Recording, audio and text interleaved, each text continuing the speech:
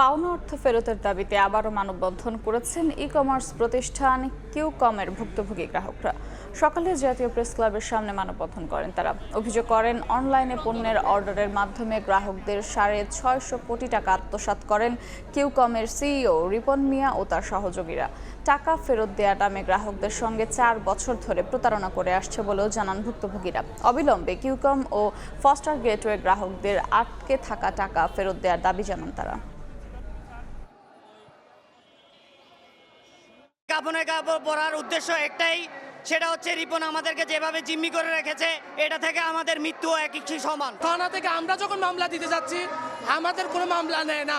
আমাদের এই টাকাগুলো ভোক্তা অধিদপ্তর এবং মিনিস্ট্রির মাধ্যমে দ্রুত ছাড়করণ করা হয়। গ্রেপ্তারি পরোয়ানা জারি হয়েছে, তারপরও সে আইনের ঊর্ধ্বে। স্বাধীন দেশ, এই দেশে কোনো ইস্কমার বাটপারের জায়গা হবে না।